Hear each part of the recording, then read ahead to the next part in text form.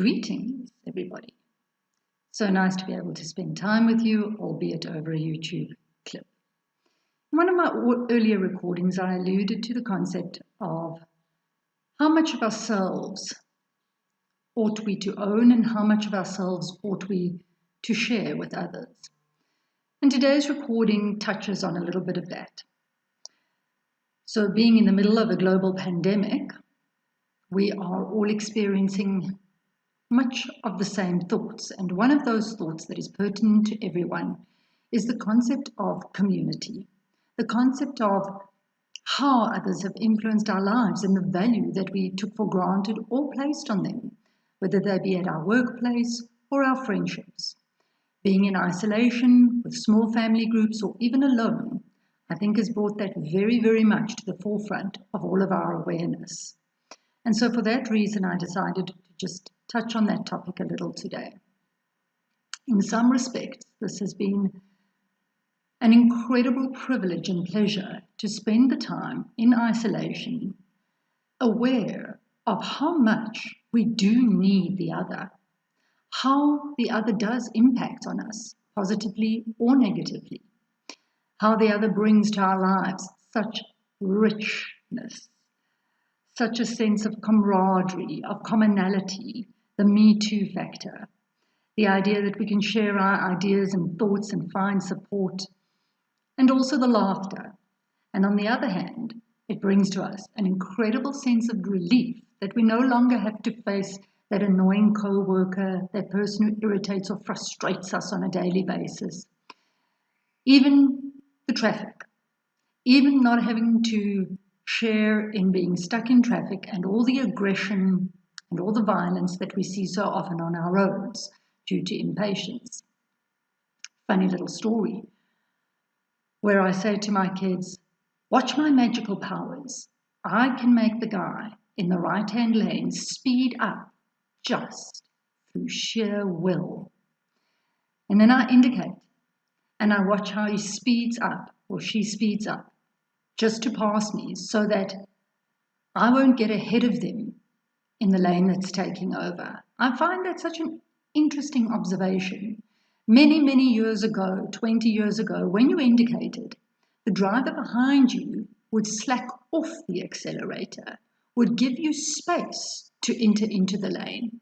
And now the driver hits the accelerator so that you don't get to enter the lane ahead of him or her. It's a tiny example, and yet for me it's a very real example of what we've become as a community, of how stressed and anxious and driven and time-orientated we have become. And it's not a healthy community. It's an aggressive, reactionary and angry community by and large. I think it's a truism worldwide. Perhaps your reality is not quite as intense as others, but I think we can all relate to the scenario. And so this time of introspection during lockdown has given me the space to consider what kind of communities are we building? Are they valuable? Are they supporting us? Now, that doesn't necessarily mean that we always want to be surrounded by a community that agrees with us, that concurs with our opinions, that is always kind and gentle, because in those moments we get no space for growth. We get no space for conflicting ideas. Why hold a meeting if everybody's going to agree in the first place? Just send a memo. The idea of discordance or disruption can be very positive. Disruption is a positive thing where you can dislodge prior held opinions that no longer are serving you, that no longer have any value, and yet you would not have been aware of that had it not been for somebody else who questioned that, who scratched at that, who annoyed or disrupted something within you. There is a saying that says you can't self-actualize on a mountaintop. You can go to the mountaintop, you can spend 90 days in absolute bliss, in meditation, in isolation. And yet when you return to the village, there you will find how very well you've self-actualized. When you rub up against the other, when you rub up against other people's emotions and other people's illness and other people's sense of dis-ease and disease, that's where we find out how very interconnected we are. That's where we find out how very much we need one another, how very much even the negativity that we bring out is in some forms a support. When I see another at dis-ease or in disease, where does that place me? What is my responsibility? How should I respond? Ought I to respond in the first place? In some respects, we could walk away and tend to our own microcosmic world. And in other respects, we could say, there but for the grace of God go I. What I heal in myself, I heal in another. What I heal in another, I heal in myself. Never before has it become so clear to so many as it has as a gift, if you will, from this pandemic, how very reliant we are on one another, how very interconnected we are, how the actions and choices and behavior patterns of the other absolutely impact on a very personal level for us. And so is it not in my own personal selfish best interest to love, nurture, support, even provide for the other? If I can provide a space for the other to be well, to be healed, to be healthy, to be strong, then I too find more spaces in this world where I can be strong and healed and healthy. If I disregard the state of being and the state of wellness, both emotionally and physically, of the other, then I'm creating less and less spaces in the world out there where I can find that. So I came across a very interesting talk by Gary Zukov, and he perceived community in a fascinating way.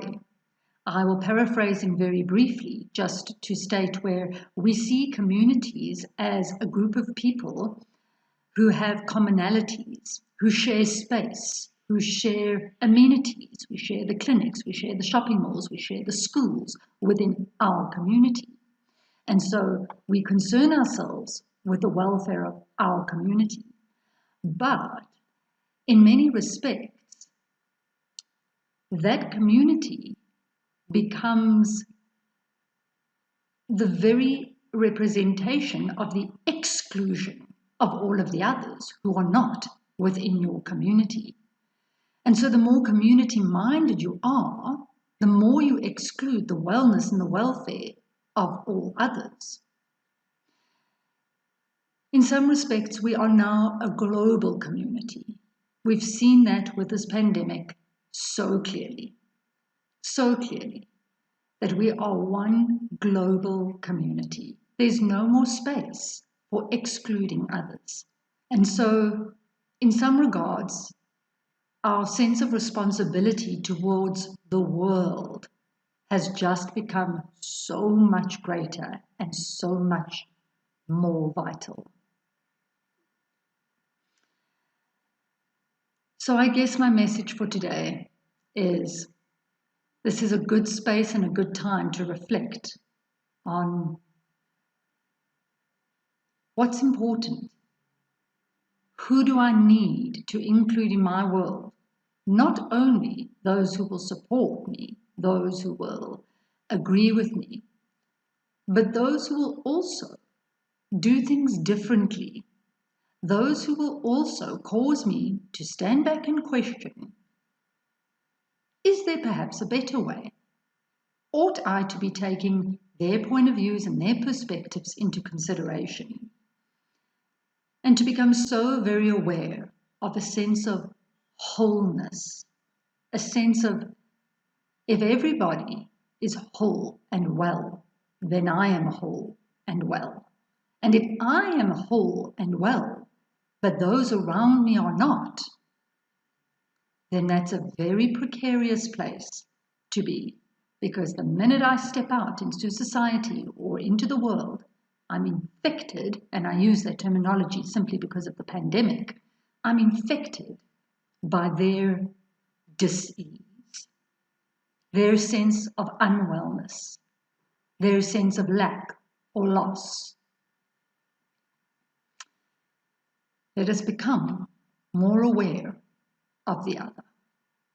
Let us become more aware of how that impacts on us as individuals and as a global community.